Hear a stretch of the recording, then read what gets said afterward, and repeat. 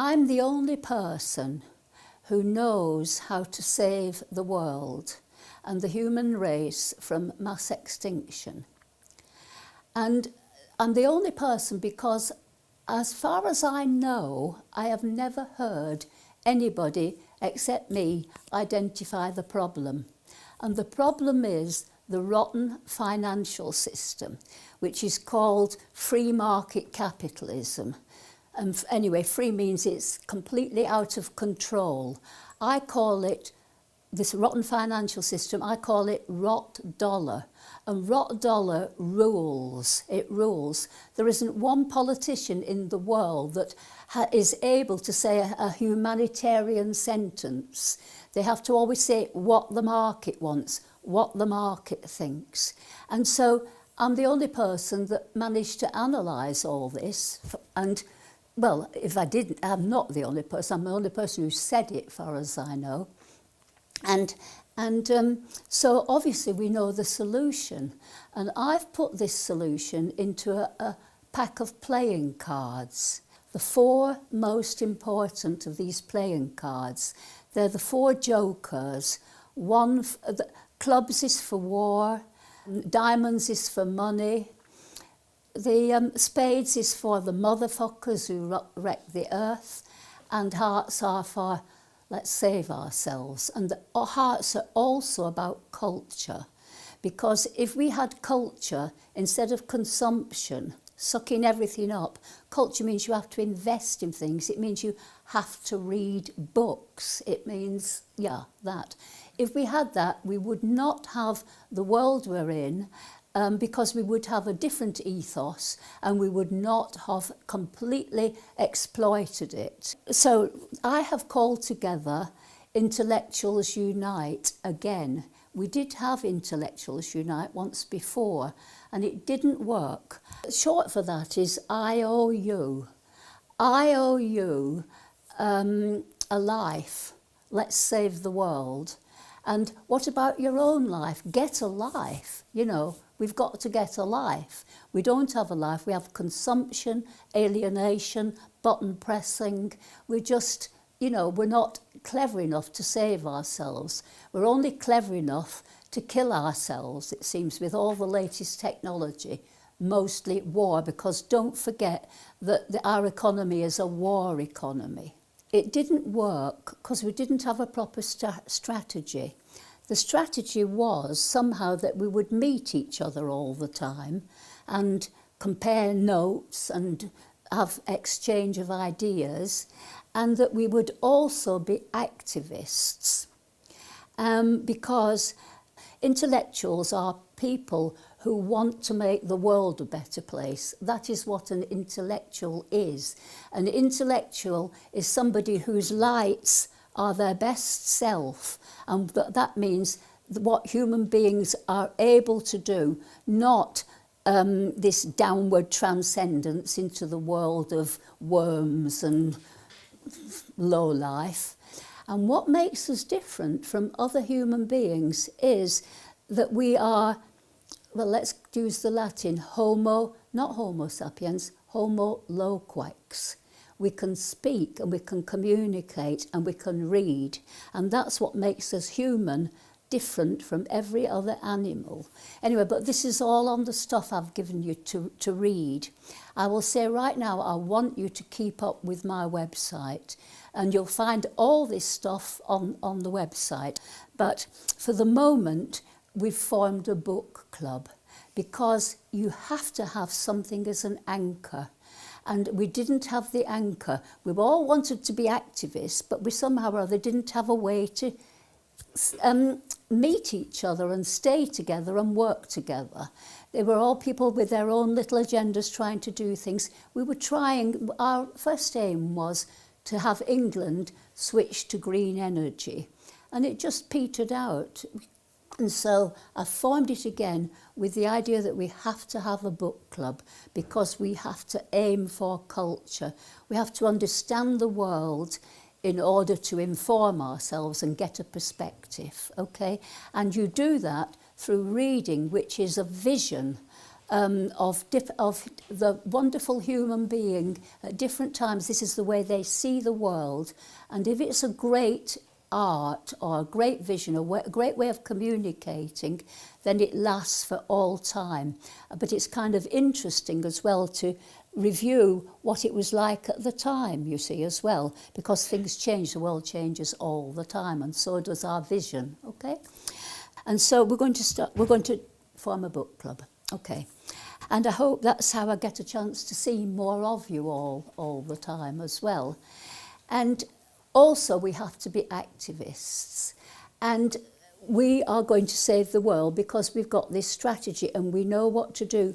And one of the really, really important things we have to campaign to and campaign towards is we have to rewild the planet.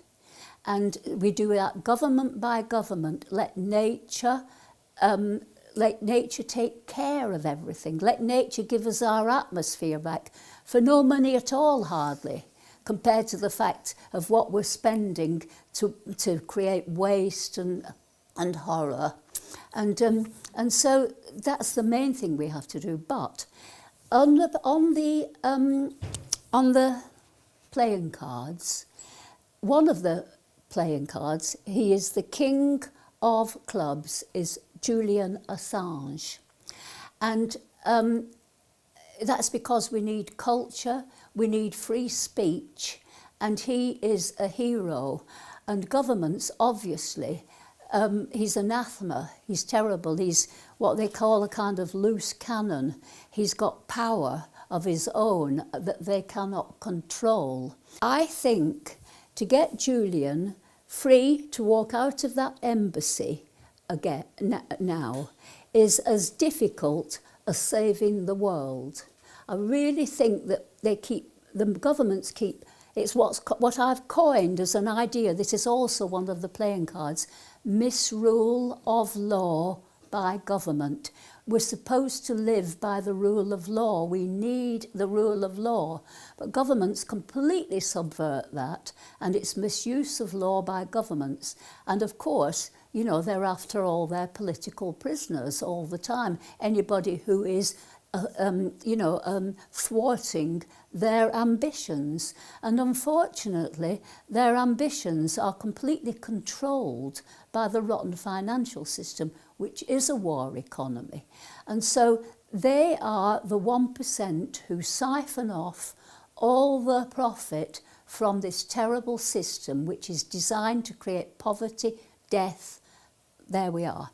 And so I think it's very important to use as an exercise the idea of supporting Julian and getting him out, because if we can do that, we can save the world. I tell you, I think that, you know, you just have to show our power and we can do a lot. And so that's where I want to start.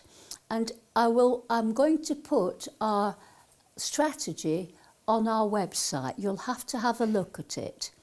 I want you particularly, when you look at it, to notice what the BBC has to say about all the confusion that happened in Sweden. I really want you to say about it, it is so minimal. Whatever he's supposed to be charged with, I'm going to talk about all this. Maybe I'm already up to that already. Maybe I'm up to Julian, I'm not sure. Let me just see if there's anything I've missed out. Let me just have a look.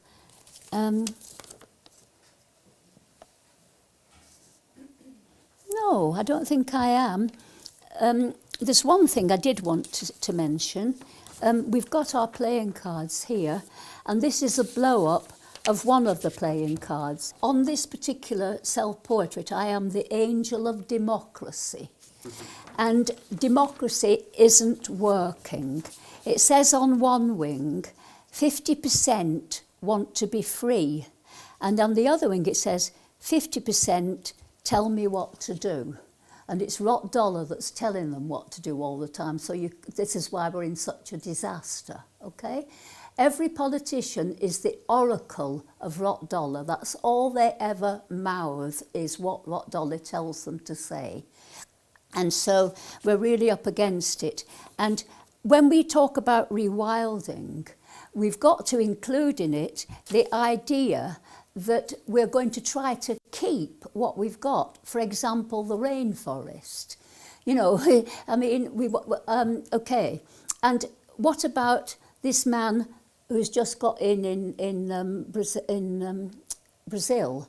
What's he called? Bolsonaro? Yeah. I mean, that man has just voted in for, I mean, democracy has just voted in suicide for the human race. He wants to cut down the rainforest. So it's all about democracy isn't working, you know. And so what this particular thing about is very, very important. It says, we need more heroes, and that's you. Okay? And that's going to make a difference between the supposed 50% who can't make their minds up unless they're told what to do by the confusion of the newspapers, which purposely confuses everybody, or the people who do want to be free and want to make up their own minds. Now then, I think that it's this business of 50% is not quite right. I think there's an awful lot of people who just want to be told what to do, and we've really got to be heroes to tip the balance. And so what has happened to Julian is that let's talk about WikiLeaks first. WikiLeaks is a brilliant idea. What it does, this libel in England, if you've got, well, it happens to be my problem about something. If you say something about somebody that's true, if it's bad for their reputation, then it's libel. You know, you're not allowed to just, you've got to go to court to do these things. You can't just tell every man in the street that, or anybody at all, unless you go to court. You're not allowed to say, this person is a very evil person and they've just been stealing all my money or whatever. You're not allowed to say it. Anyway, so what WikiLeaks has done, it is, we are available for whistleblowers, and we will look into their claims, make sure it's all the truth, and we will put it out in WikiLeaks, and that way the press can then put that into their newspaper, because they don't have to say so-and-so's taken all my money. They have to say WikiLeaks says so-and-so took all my money. So they're completely free of libel, which is really great. WikiLeaks takes all the flack and the problem of that. So that's what happened to Julian. And he got this brilliant idea, and that's why he's such a hero, somebody to do that for the whole world, for his free speech and everything. And so his first crime was supposed to be, I mean, when I say crime, I put that in inverted commas. A whistleblower, now called Chelsea Manning, gave him this information. And Julian put it out, and what that information was that that America had committed war crimes, and so America wants Julian on the basis that it is a crime against America to say that America dealt in war crimes, and that's why they want him, and that's why he's still in that embassy. And we do know that this thing in Sweden, what that was all about, it was Julian has never been charged with a crime, and it was about an allegation, but it wasn't even about an allegation, it was an allegation that there was an allegation, and that just got into the whole press. We've got emails between, I think, the Crown Prosecution of England, but certainly between England and Sweden, when Sweden wanted to come to England to interview Julian. And England was saying, no, don't come yet. We don't want you. They didn't want him because they probably didn't want to send him to America. This is the point. America wants him in concrete. And would you go out the embassy if England said, no, no, we're going to arrest you if you come out this embassy? Because if they did arrest him, he's done nothing wrong whatsoever. And if they did arrest him, then they might be sending him to America. And who could face the idea of that? And so he's better off still hopefully being able to help run WikiLeaks in the embassy and not be shoved in concrete. So that's his situation. Every time he proves that he's done nothing wrong whatsoever, then they keep moving the goalposts. And at the moment, this is where we're at. England is keeping him in there. It's England's fault. I always say England and not the rest of England, because I think England are the most horrible people. They're just so devious and awful, and I'm the least patriotic person of England that exists. But what they're saying is, you are guilty of violating your, what's it called? Your bail. You are guilty of violating your bail. Now, he's not guilty of violating his bail at all, because asylum takes precedence over, okay, so you were under house arrest and you violated your bail because you're not allowed to live in the same place as the embassy. And so you've violated your bail. And so it's never been proven at all that he has violated his bail. And I just want to tell you that if Julian did if he did step out and go in front of a court because you have violated your bail, then the price, the amount of money he would get, wait a minute, yeah, the amount of money he would get is apparently £5,000, something like that. £5,000 only would be the maximum he could get for apparently violating bail. And let's just say while he was under house arrest, he had upwards of £250,000 that was taken from him. So he's obviously paid for for any bail jumping, if there would be any. I feel very sorry for Julian. I think it's incredible how he's in that situation without sunshine and, you know, really isolated from people, and I just think it's... And also the United Nations have also said that he should be out and that he should be given compensation. And so so that's the strategy that I want us to follow. And it's very simple. We're going to go in Fashion Week to Downing Street, and we are going to offer Theresa May £5,000 and say, let him out, Theresa. And we'll see what happens. But he's trapped, and they want to keep him trapped because it's very convenient for them to use him as a scapegoat all the time and mix everything with Donald Trump and everything and Russia and mix it all together. And so that's a helpful confusion for the press and everybody to have wonderful stories all the time when it's actually really, really simple. It is. WikiLeaks, as I began to explain to you, they do not reveal their sources. That is terribly, terribly important. So Julian was able to send these emails. He's implicated Hillary Clinton, and people are pretending that somehow or other he did it with an ulterior motive to support Trump. It's got nothing to do with it. He was a party to this abuse, and it's the duty of him to let people what it is. let people know about it. And I do know people, very serious people, who really think he's really bad because they think that he should not have done it because it helped to get Trump in. Very, very important. When you do look at the website, the strategy is there.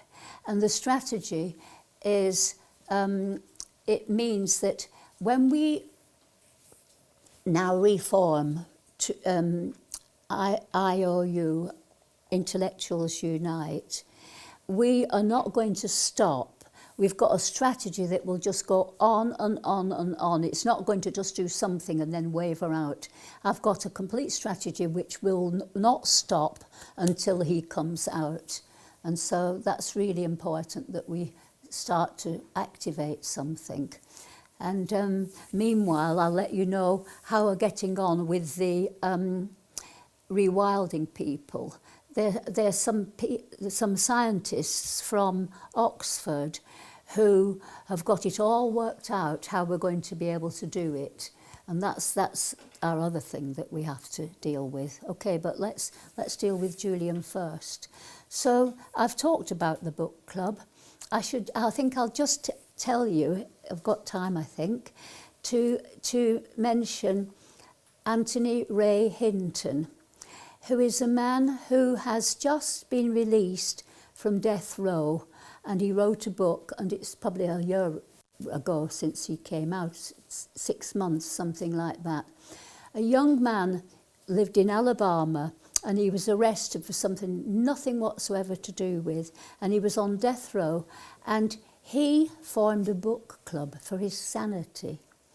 And he, I think this is just so wonderful. He said he did it for his sanity, and he persuaded them that it would be good to have this book club, and that people would be more pacified, and he'd be able to, it would be a good idea for them, and he got that sorted, and he did that. And I think he should be our champion, and we must. I want to read the book he's got, and he said, and you know that I want to do an art exhibition based on the playing cards, and I will do it. And anyway, one of the art exhibits will be about Anthony Ray Hinton. I want him on there, and so and it will be. This will be. There's a kind of little world, and it's got prayer flags, and it represents the world. This square of where everything happens in this installation. He kept himself sane by having imaginary conversations with the Queen, because he said they're both trapped, and that's what he did. He was talking to him and having these imaginary conversations, and I really would love him to be able to come here and meet everybody, and hopefully we can ask the Queen to give him to tea, because that's what he imagined. Okay. Oh, and I must tell you that during all this time, he's been there, I think, 50 years, and he was next to the death cell. And I think nearly everybody in his book club went there.